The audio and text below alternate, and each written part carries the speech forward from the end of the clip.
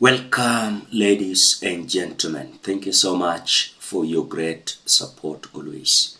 I'm so grateful for your continued support to this channel. Thank you so much, ladies and gentlemen. William Samoei Ruto is planning to extend his term limit from 5 years to 7 years. For the MPs, governors and MCs also, the term limit is going to be extended from 5 years to 7 good years. I've seen a bill that William Ruto has sent to the Senate Assembly. And the mission clearly, I want us to see how William Ruto has crafted a lot of issues here. That is why I told you there is a possibility of William Ruto not accepting the 2027 general election to be conducted. Before we look at this Gazette notice and the bill that has been sent into the Senate Assembly by William Samoei Ruto, ensure you like this video. When you like the video, you automatically support the work that I'm doing in this channel, because sometimes you watch and you forget liking the video. So this is just a reminder. As you watch, please consider liking the video. Thank you so much for that like. Now, this Gazette notice and the bill that has been sent to the Senate reads, members of the bill proposes to amend Article 177 of the Constitution to amend the term limit of members of County Assembly from 5 years to 7 years. Now, the bill proposes to amend Article 180 of the Constitution to amend the term limit of governor from 5 years to 7 years. So the bill proposes to amend Article 181 of the Constitution to provide for the procedure for removal of governor from office. The bill also seeks to provide the same procedure for the removal of a deputy governor from office. Now, this also going to apply to the members of parliament. Their term limit also is going to be extended from 5 good years to 7 good years. Now, on the side of William Samoei Ruto, you can see also in this Gazette notice, the bill proposes to amend Article 114 of the Constitution to provide clarity regarding the definition of a memory bill, which has been subject to multiple interpretation. The amendment seeks to limit the definition of money bill to restricted only to tax-related matters. Now down there, the bill proposes to amend Article 136 to amend the term limit of the president from 5 years to 7 years. The bill seeks to amend Article 151 by inserting Article 151A, which proposes to create the office of the Prime Minister, who shall be appointed by the President from amongst the members of Parliament. The Prime Minister shall be the leader of the largest party or coalition of parties in Parliament.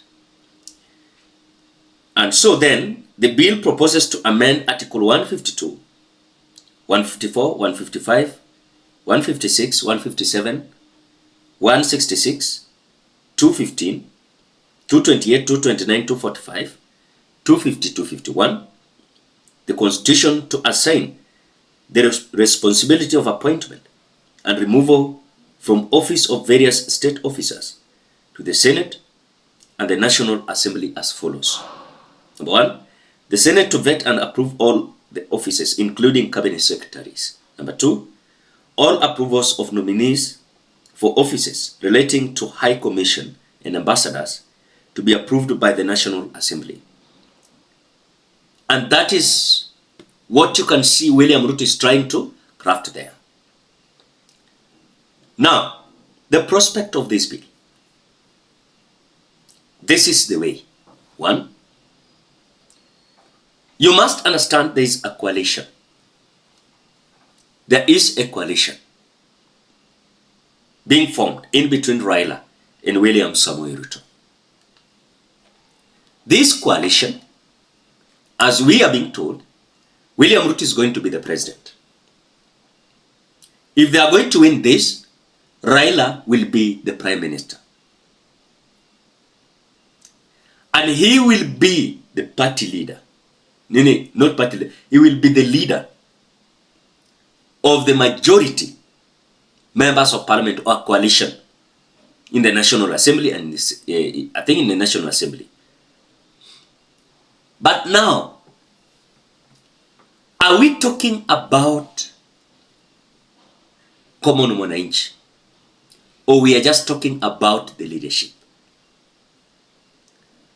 I remember in the year 2022 during the general election, William Ruto told us his leadership is not about the seats that leadership shares. It is about delivering and working for the people. What we've seen with William Ruto actually is crafting all means to ensure that 2027 general election is not going to be there. If it is not about amending the constitution, they want to create crisis. And there's a video here I analyzed about 2 days ago, where Honorable Steve Mbogo was clearly clarifying to us the reason why William Ruto is working days and nights to ensure that come 2027 we are not going to have general election. And Honorable Steve Mbogo said William Ruto wants to use the Jubaland Forces crisis, whereby we'll be having a fighting between Jubaland Forces and the Somali forces. And this will create a crisis in our border. Then they will declare, remember the constitution, it may pay MPs a role. If there is a state of emergency, they usually extend their term being in the office and the election likely to be postponed. When William Ruto has realized that is not going to work, as we speak, he has sent a bill, amendment bill, that these members of parliament must consider the term limit from 5 to 7 as a president. The member of parliament, governors, and MCS, the term limit from 5 years to 7 years. Critically, Kenyans, let us speak the truth and call a spade, not a big spoon. Look at all these scenarios. Still, you want to believe and say William Ruto is having good intentions? I don't believe.